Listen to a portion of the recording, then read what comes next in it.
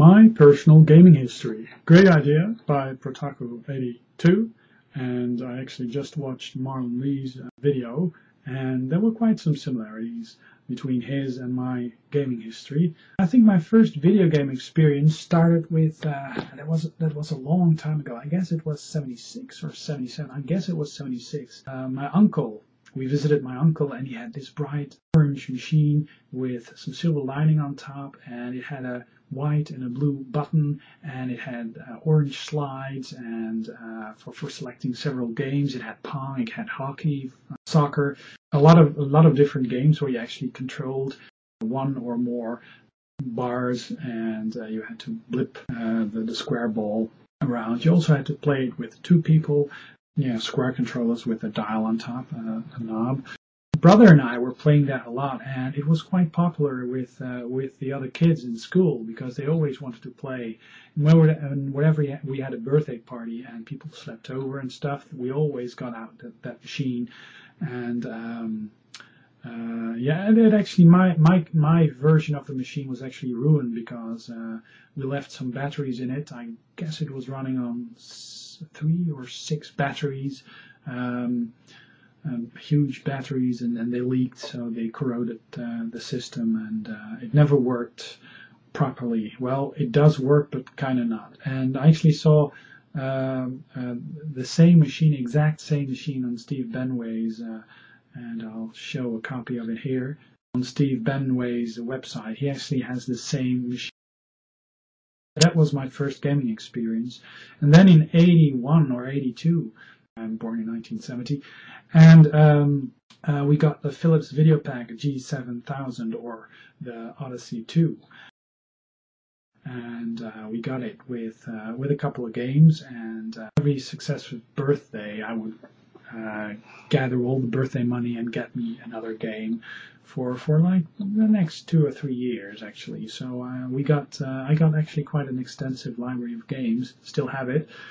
I distinctly remember the first night after we got the machine.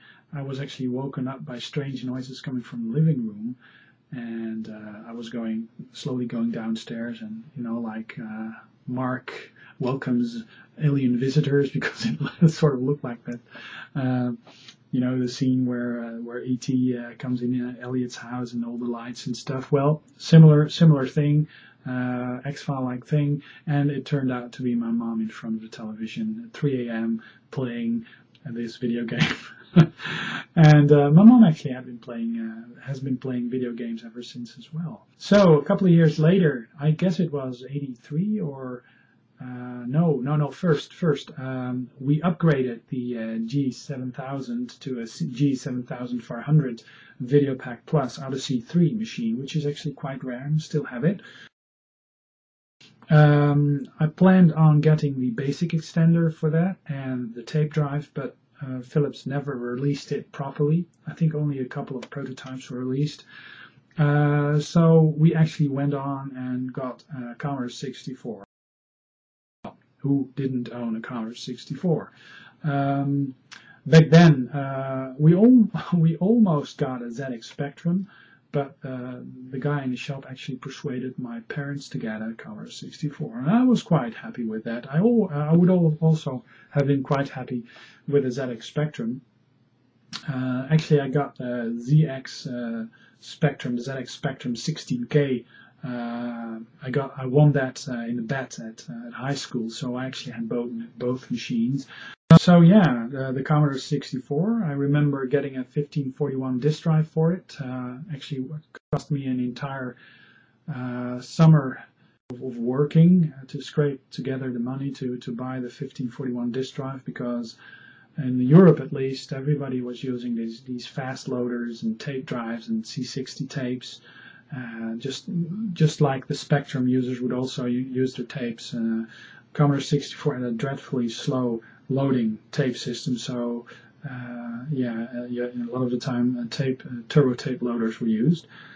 So yeah, and I remember that my mom actually said, well, the Commodore 64 is for programming only, so she actually didn't get it with the joystick. So a good friend of mine, Satish Hanuman, innocent fellow that lived across the road, he actually sneaked in his joystick, and I believe it was a copy of MsPacman or Donkey Kong, and he connected up the joystick, and we loaded up the game, and my mom actually saw it, and she immediately noticed that the graphics were more advanced than the Odyssey 3, and of course we could play games on it, and yeah.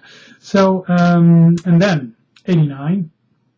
The year I left for college, I actually got myself an Philips XT PC running at on an 8-bit processor. Was it? No, 8-bit, and it was an 8088 CPU. It ran double the amount of a normal PC. Could switch turbo. It had a EGA Paperwhite monitor, which I actually traded in for a VGA monitor later on. I remember it having 768 kilobytes of RAM, which was more than the average PC XT, which only came with 640. And I actually hacked a RAM driver and made it possible to load DOS high and the device drivers high, which was normally only possible with 286 and higher machines. Yeah, I played a lot of shareware stuff on it. I very distinctly remember playing the entire Commander Keen. Yeah, shareware was a big thing. Getting some new discs and shareware games and stuff. Yeah, that was the big thing. When I actually moved out, I still took the XT with me, and I guess about 3 years later, I actually bought my first 486 Windows PC from ASCOM. Who doesn't remember ASCOM, at least? I think in Europe, at least the UK, the British, the Dutch, the Belgians, I guess, and very much so the Germans will remember that brand. 486, 25 megahertz, upgraded it to DX2, 66 megahertz, and I've been playing games ever since. Remember playing Red Alert on that machine, and Doom. We actually networked those machines with Novel Light, and played as games like Snipes, and later on Doom, Wolfenstein. Yeah.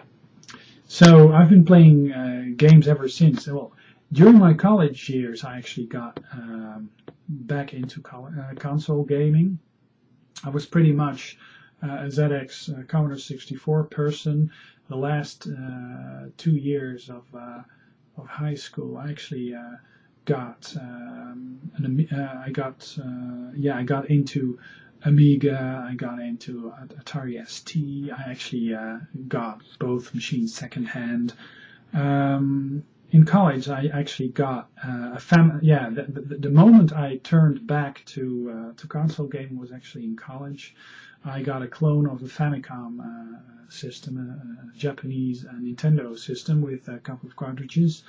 Actually made a video about that system, in which I find out that it isn't actually a true Famicom system, but actually a clone. A very good clone, though. I basically got that together with an MSX2 machine, and was heavy into MSX during my college years. And actually got a Super Nintendo and a NES during that period, and actually have been playing game consoles ever since. My first console I bought when I had my the first real job I had. I bought a PlayStation, a gray PlayStation, and I was emulating it on my PC with Bleem and some other emulators that came out there, but I wanted the real deal. So Gran Turismo and Spyro the Dragon, and later on Lara Croft, Tomb Raider were the games that I wanted to play. It came with Wipeout. Please go over to Steve Benway's channel for his extensive videos on Wipeout. I have a love-hate relationship with that game, but yeah. After that came the Dreamcast, and a PlayStation 2. I actually got that both. The Nintendo 64, the Nintendo 64 and the PlayStation I had together. Actually traded in one of my PlayStations for a Nintendo 64, and I actually have been buying all the current consoles ever since. Like I have the PlayStation 2, the Dreamcast, the Saturn. I got the original Xbox, which coincided with the PlayStation 2 and the Dreamcast, and yeah, the 360, the PlayStation 3, and the PSP, and the DS are all the games that I have. And I guess the consoles that I have, and I guess if there's other consoles coming out, I'll probably get them as well. I'm hooked. I'm hooked.